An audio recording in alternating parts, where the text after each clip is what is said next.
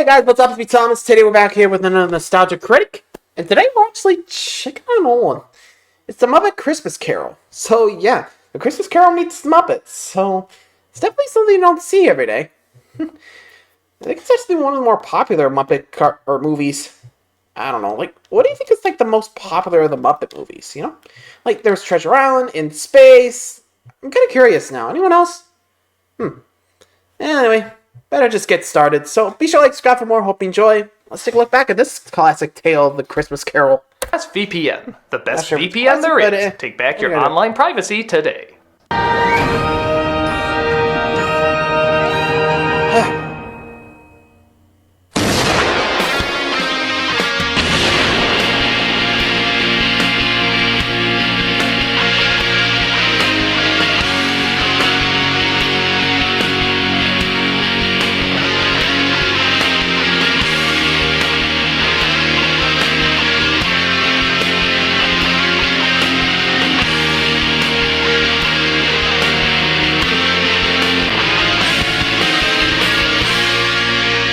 Here we go.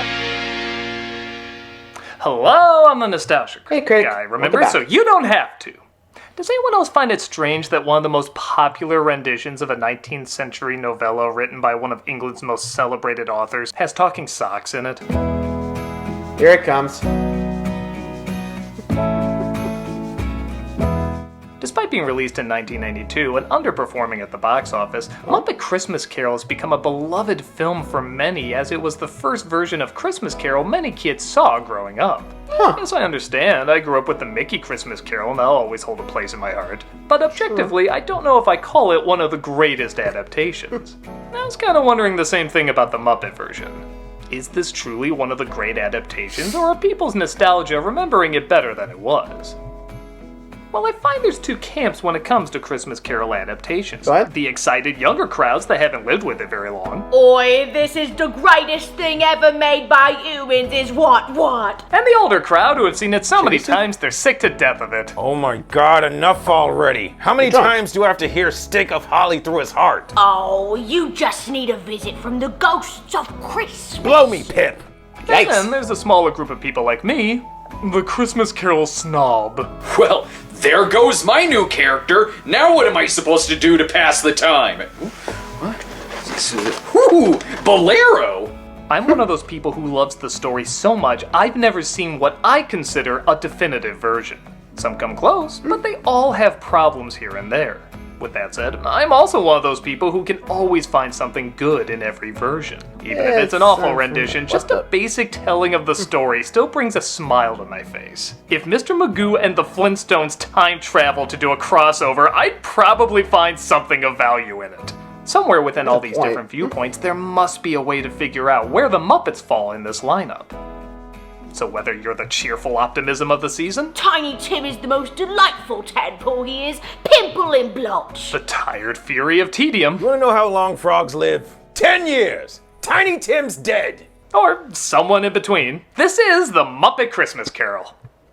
We begin. Yeah, honestly, don't really see a lot of the Christmas Carol films. I've seen trailers, but I actually never seen the film itself. It's kind of crazy, but I don't know. Yeesh. But then again, it is the Muppets, so they're gonna bring their own zany spin to this deal. And I've seen a couple Muppets, so I've seen the original Muppet movie, moving right along. You know that one? So this could be interesting. I think when it comes to Christmas carols, it depends on your tastes, Well, might as well just take a look back and see how the Muppets did with the Christmas Carol. Let's check it out. With the most 1992 logo, a CG laser carving out the face of Kermit the Frog. Yeah, Muppets are badass now. Remember when Sesame Street opened with Big Bird walking through an explosion? No. One of the things I like about this film is right off the bat, the set kind of looks like a Muppet. It's a smaller, simpler version of what you're used to, and it clearly took craft in making. But it's also enjoyably cheap looking. It's clearly not a real town, it's not even a miniature, it's a Medium-mature. Gonzo? This is done so that people and Muppets can exist on the same floor while still looking cinematic. I That actually can actually argue this work. is the first Muppet film to have interesting angles. Sometimes the others have variations, but for the most part they were shot straight on. And I get it, they were thinking about hiding the puppeteers. But in this one, the shots weren't altered to make the puppets work, the puppets were altered to make the shots work. Part of the reason being this is the first Muppet film to use CG to take out the puppeteers. yeah. Which is a Oh, good way of hi. advancing the technology, but still keeping that low-key look. With that said though, everyone moves in accordance with the Muppets, which has always been part of the charm. Really? Look how small Scrooge's steps have to be. No one walks like that. He has to make 4 feet look like a mile. In reality, he's on a plank with the puppeteers below him. It looks a little weird, but you feel the effort and dozens of hours put into every shot because of it. But okay, I know I'm talking a lot about the technicals. How are the Muppets themselves? Well, they still got those Pretty cute similar, right? one-liners. Oh, They are being stolen! Hey, help me! there are the fruits. Ah, Bye. yes, back when this was the only property Disney acquired. cabbages. We're gonna get SpongeBob next! Gonzo is introduced as the author/narrator Charles Dickens. Hey, wait a second. You're not Charles Dickens. I am too. Look at my nose and tell me that's not my name! The songs are really Fair. I mean, you gotta give them credit. Like, the fact is, this is their first attempt with, like, CG.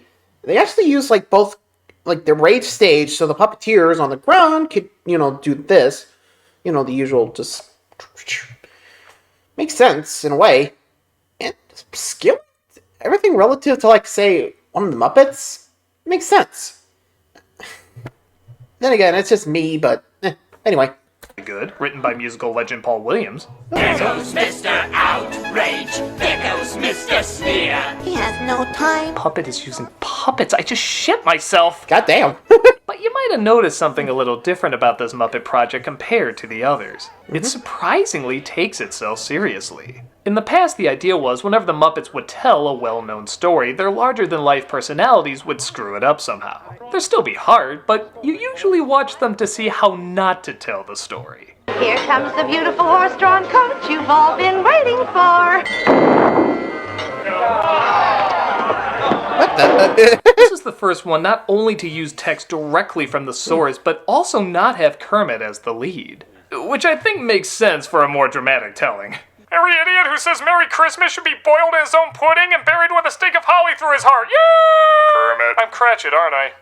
Yeah, Because of all that, this is a more kid-friendly version of the Muppets. Still a few jokes for the worse. grown-ups, but not as heavy as the previous films. Now, wait a basin of gravy. Are you telling me that there's not genius behind Light the Lamp, not the Rat? Hey, light the lamp, not the rat. Light the lamp, not the rat. I mean, it's cute, but... Bullshit! Ouch. My Muppets would let their anger build up and then freak out on each other. Kermit would never do that. He's kind and nice and always can someone play the Sesame Street clip, please? Come in here and try to tell me no longer because you have done that to me too many times, Piggy. I will not stand for it. I will not stand for it. Of course it's an orange. I just told you it was an orange.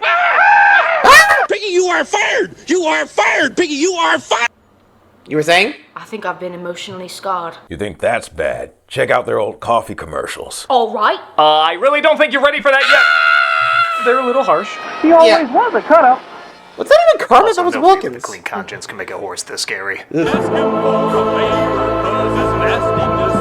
Anyone have the holy water? This horse lived in a crack house. Ugh. Those eyes. Those horrible yellow eyes. Michael Brown, Caine but- plays Scrooge this time around, and give him credit, he said he had no intention of winking at the camera and wanted to play it as seriously as if there were no puppets around him at all. I honestly believe him, but weirdly enough, I think he's kind of underplayed. Oh, Don't get hey. me wrong, I love a subtle Scrooge. The looks Alastair Sims and George C. Scott shoots are some of the most layered expressions I've seen in cinema. More often than not, Scrooge is usually too over the top, so I like that he scaled it back, especially with wide-eyed puppets around him. But that means when he does have to be expressive, it comes across as a little odd. December is the foreclosure season. Harvest time for the moneylenders. That was a face like he just let out a fart. Harvest time for the moneylenders. He seems to have weird inflections at weird moments. Mr. Scrooge. Bob Cratchit.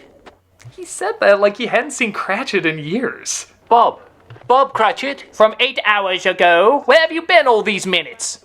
And then there's this. This is my favorite thing ever. What is this? It's so awkward. It's amazing. I want to marry this. I want to have this scene's baby so Mini Dr. Evil's doing the Macarena will populate the world. I love you, scene. Come on, just do me. Do me, scene. What are you? Now, before you kill me, I don't think he's bad. He actually has some of my favorite scenes from any Christmas Carol. I think I've just been spoiled by so many Scrooges that I judge them a little harsher than I would other performances. But Well, to be fair, Scrooge is the main protagonist of the story, if you think of it. Remember, if you get the main character wrong, the whole story could easily fall apart if the rest of the stuff doesn't add to snuff, you know? At least that's how I see it. So, in a way, it makes sense. But honestly, I think him just not going over the top, I think there should be like a mix if you're working with the Muppets. I'm not sure whose idea was it for like to be a little more canon to the storyline. I still remember in Treasure Island who was like, how does she do that? Like when the mom kept coming back. Anyway, I know he works well enough. He's still cold, domineering, and has to pretend people's hands are their faces. That can't be easy. So don't worry, I'll point out the good stuff, but as a comedian, I can't stay away from stuff like this. Macarena. We're from the Order of Victoria Charity Foundation. We'd like to speak to you about a donation. I would love some eyes. Some of us are endeavoring to raise a fund for the poor and the homeless. We're collecting for drug addicts. As you can see, my partner has been on cocaine since birth. This is the door. You may use it. Oh, dear. I can't be the only one who thinks Beaker flicks him off there. Maybe that's why he beeps all the time. It's just all his obscenities being censored. Bitch! Any other song, Governor? Aye. Okay. Oh, that sad little bunny. Yeah, the more shit that can happen to that puke, the better. How can you say that, you Barney little... Actually, the Puppeteers thought that too. Really? Director Brian Henson said before Jim Henson died, they were trying out new characters, and this one tested very strongly. It just so happens all the Puppeteers hated him because he was too cute. And this kind of pandering might have worked in Sesame Street, but this was the Muppets, goddammit! So, every chance they could put him in some form of misery, whether it's slamming the door in his face, throwing things at him, or letting him freeze in the cold, they worked it in. I'm not gonna lie, knowing that actually makes his scenes a lot more entertaining. Now that's the stuff I like. That is sounds a little messed up, huh? Oh, come on. Did you see their outtake when Tiny Tim died? What? May I have his dinner? Wow. You're ruining Muppets for me. Yeah, that's strange. Usually Disney does that. True. Scrooge lets Kermit the Frog as Bob. Honestly, I'm surprised they didn't do like a... He didn't like just come back and like, God, my holiday! Boom! Just kick him down the road. Can you imagine that? Like, the little guy was small enough to be kicked, you know? Wow. I don't know why. It's just, I thought it was like, he was like way too small, but how do you hate a puppet for being cute? Like, that's my big question. What? Anyway. Bob Cratchit have Christmas off, so him and the bookkeepers celebrate. The world is at her best, you know, when people love and care. All right, boys, let's spread some disease. There's something in the wind today that's good for everyone. As much as I enjoy this song and the overall atmosphere, with the puppets and the Christmas decorations, does anyone else feel like this is a McDonald's commercial? Tell me you couldn't see Muppet Happy Meals at the end of this. Till Christmas Day. I can imagine it. Scrooge makes it home and is approached this time by a pair of Marleys, portrayed appropriately by Statler and Waldorf. But I don't believe it. Why do you doubt your senses? A slight disorder of the stomach can make them cheat. For months I've been eating at Arby's and I've been seeing these foam puppet people everywhere. Oh dear God. More of gravy than of grave about you. More of gravy than of grave. What a terrible pun. Where do you get those jokes? Wait, I remember where that's from. Bah humduck. It's good to be heckling again. It's good to be doing anything again. The gravy joke was better. They sing, of course, about how Scrooge will be haunted by 3 ghosts who will try to save his soul from an eternity of chains and crypt keeper jokes. We evicted the entire orphanage, all standing in the snowbank with their little frostbitten teddy bears. Yikes! I'll let the fact that the other is technically named Bob Marley override some of these. I hope not. Oh, that's scary stuff. Hey, should we be worried about the kids in the audience? No, it's all right. This is culture. Wait until we do A Tale of Two Cities. Fozzie's head will roll. Yipe. As foretold, the ghost of Christmas past appears that night. Are you the spirit whose coming was foretold to me? No, I'm Dominoes. Of course I'm all that stuff you just said. Also, why is Touch with my hand and you shall fly. You look like one of those babies that shits charms. Ugh. Spirit! Yes? Nothing. There's a dildo nose smurf and a curly poop who hooked onto my balls. Are they part of the tour? Seriously, why was that written? Spirit, yes, nothing. She takes him to the past where he revisits his childhood. I kind of love this kid playing young Scrooge because he only has one line, but he says it like he's the only one who realizes he's talking to puppets. You become a man of business. I'm looking forward to it, Headmaster. am I here? I'll just say it, I think this whole movie was made for this one joke. And there he is. Fozzie? Old Fozziewig himself. Maybe they were on the fence at first, but as soon as they realized they could use Fozziewig, they wrote yes all over the contract. Followed by the second biggest laugh, Animal now playing the drums and forced to instead tap the triangle. That could be an ad for depression medication. It's so sad. Kidding. Depression is a serious medical condition that can take so much out of you. Young Scrooge meets a girl named Belle, and years later they part ways due to his love of business over her. I love you, Belle. You did once. Now, depending on the version you have, this may lead to the most unfairly cut song in cinematic history. The cheesiest fluff crap in a film filled with fluff crap. The divisive When Love Is Gone. Love is gone. So why'd they cut this? Too long? This was cut from the theatrical version, put back in for the VHS release, and then taken out again for the DVD transfer. People either love or hate this song, and once again, I'm somewhere in the middle. So it's out then in, then out again. Tis a wonderful and heartbreaking melody. She's friggin' smiling while she sings. What kind of psycho bitch smiles while dumping someone? Really, that's never happened to you. Only 4 times. Damn. A year. Both are right. It is a very nice song, but the orchestration and almost happy way she sings it makes it come across very corny. Even for a Muppet movie. Its saving grace is when Kane joins in. Yeah, I know I ragged on him a little bit, but this is one of those moments where he really nails it. He sings her words, both remembering and justifying the truth behind them, causing him to tear up when he realizes what he lost. It's actually one of my favorite moments in any Christmas Carol. And yes, some dreams come true. And yes, some dreams fall through. This is what pushes it to leaving it in for me, because without it, what's Rizzo even crying for? The less than 1 minute of screen time the two share together? Oh, that was a riveting 53 seconds. That's I don't know. It's not a perfect moment, but there's too many good things in it to cut out. Why do you delight in torturing me? You know I sing like a Cockney William Shatner, yet you gave me 2 bloody songs. I'm gonna have Katzenberg cut this number. Hey, at least you're not singing that's in the house. You know, speaking of which, I kind of want to see her try singing that song, you know. Master of the house. Something like that. I don't know why. Like, I can imagine him singing that. Anyone else? Honestly, yeah, I'm kind of a critic. Like, if it like builds on the scene, like, okay, yeah, there's definitely, he definitely realizes, yep, I missed out on that. Definitely, you know, includes the Rizzo crying scene makes more sense. So in a way, I think the positives definitely outweigh the negatives. Though, I think if I was filming the scene, I would have been like, cut.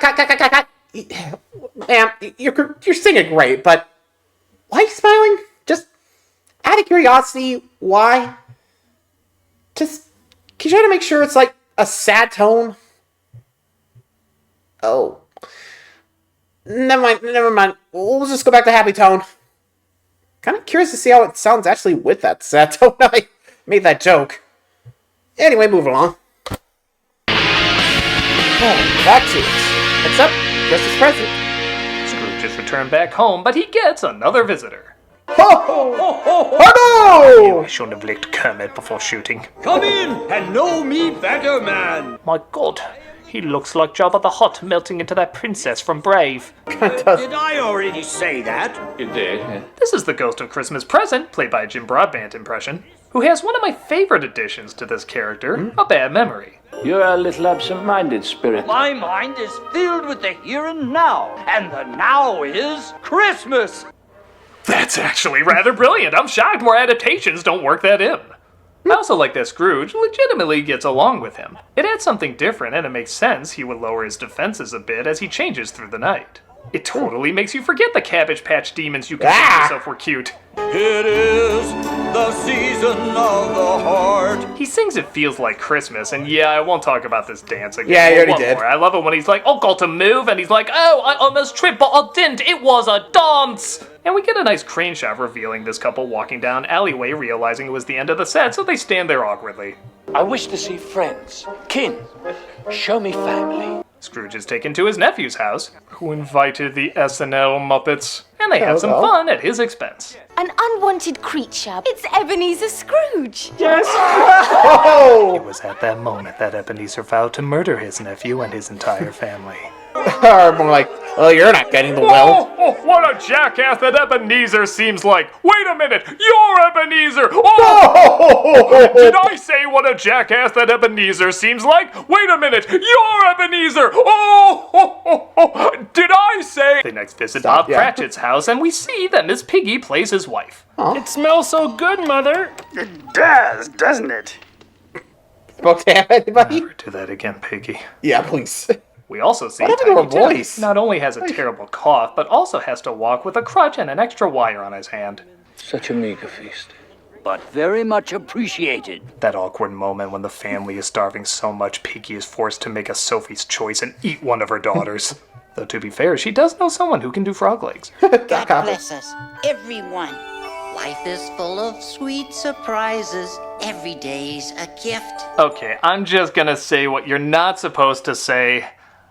I don't like Tiny Tim in any adaptation. Really? Cockney phrase.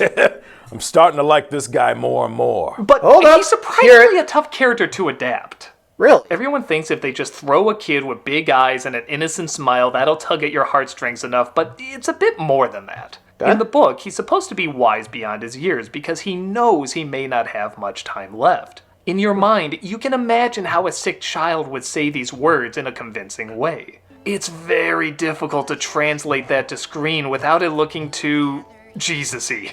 I mean, look at this scene. It should come with a warning. May raise blood sugar. Don't watch it diabetic.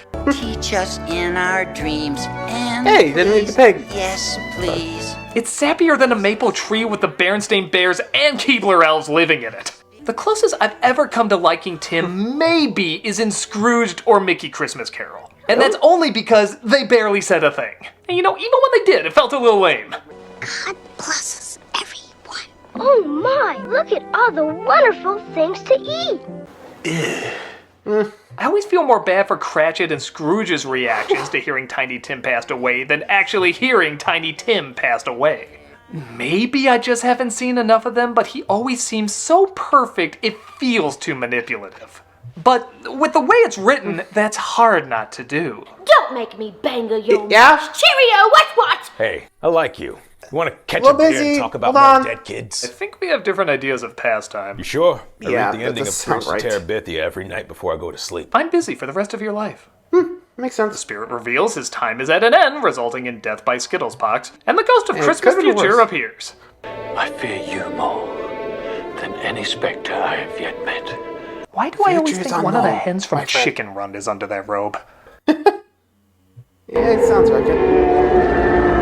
They travel via Mortal Kombat portal and find the future has disregarded all that Scrooge held dear. Mainly himself. I'd just like to know what he's done with his money. Oh, wouldn't we all? I like the choice of animals here, making the bankers pigs and the scrounging vermin literally vermin. I also think Kane plays naive very well here, not knowing yet why the Cratchit home feels so empty. So quiet. Why is it so quiet, Spirit? Did a screening of Appy Time Murders just let out? Joking aside, the tone and performances are pretty perfect here. There's a real brutality to Kermit's words, seeing how this was the first Muppet film after Jim Henson's passing. Ooh. Life is made up of meetings and partings. That is the way of it. I am sure we shall never forget Tiny Tim, or this first parting that there was among us. Honestly, in a way, makes sense. You know, like you said, Jim died recently, and, well, I'm gonna be right back. I gotta go do something. 1 minute. Okay, I'm back. Sorry about that. Just gonna go help my sister, but I think she had it covered, so... Anyway, let's just, see how this whole thing wraps up. Yeah. Guess I made it impossible to get a laugh out of that, so let's go to the next scene. Are these the shadows of things that will be, or are they the shadows of things that may be only? Scrooge is, of course, shown his own grave, and he vows to change his ways and be a decent man. I will honor Christmas and try to keep it all the year. Tell me that I may sponge out the writing on this stone. Say something, what you show me? Oh! Okay, so for years I always saw this as very anticlimactic. Oh? I don't need him screaming, falling into the grave like other versions, but my heart's not even racing at this moment, and for a long time, I couldn't figure out why. At first, I thought it was Kane's performance, but the more I watch it, he does fine. When it cuts to him returning to his room, though, I feel unsatisfyingly empty, and the climax of the movie should not leave you that way. So what was missing? This time around, I finally put it together. Yeah? It's the music.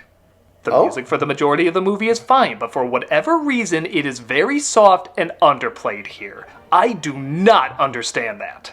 To see if I would make a stronger connection with grander music, I decided to switch them out, and, well, you be the judge. I will honor Christmas and try to keep it all the year. Tell me that I may sponge out the writing on this stone.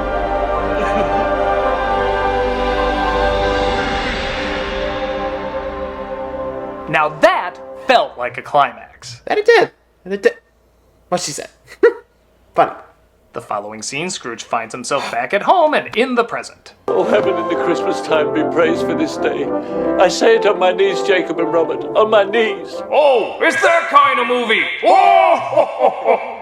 Okay, I can't be too mean, as I actually really enjoy him singing the song Thankful Heart. It's a good number, and despite, like I said before, Kane not exactly being the best singer, his demeanor is so pleasant, it's hard not to enjoy it. You simply count his friends.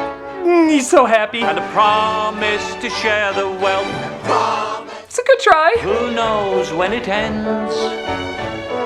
I think Albert Finney did worse. I think. Dude. But like I said, it's so joyful, and even his interactions with Kermit and Piggy are pretty friggin' adorable. You can leave this house at once! And therefore, I'm about to raise your salary. Oh, and I am about to raise you right off the pavement onto...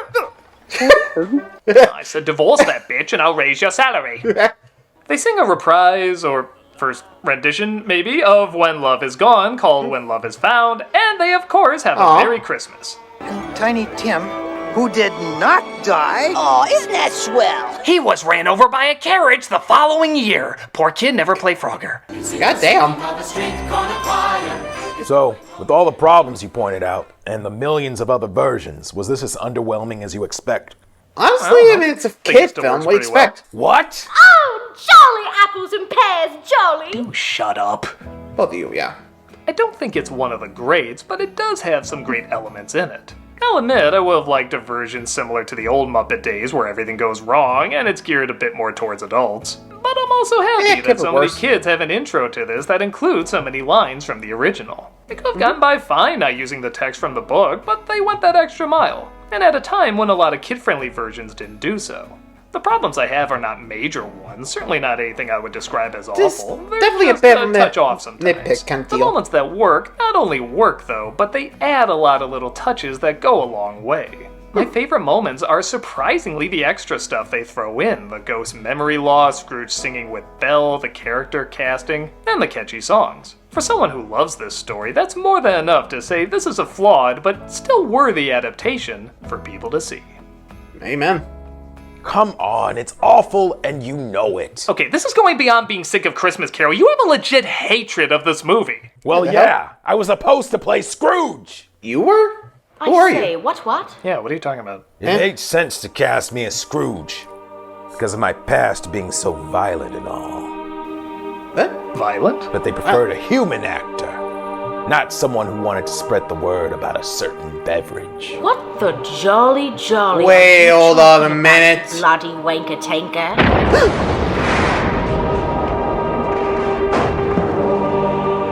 What are you drinking in that mug?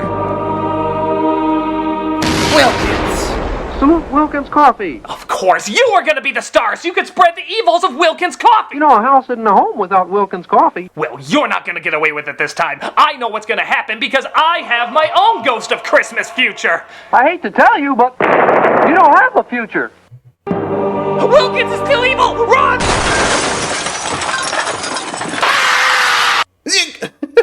God damn it, Wilkins. Doesn't it? And there we go, the Muppet Christmas Carol. Gotta see if we can do the Muppet Family Christmas, because I remember they had that one with the Fraggle Rocks in Sesame Street, too. See if I can find that, you know? Why not? It's just the season. Anyway, so thanks for watching. I'll edit up the, what happened. So, till then, see ya.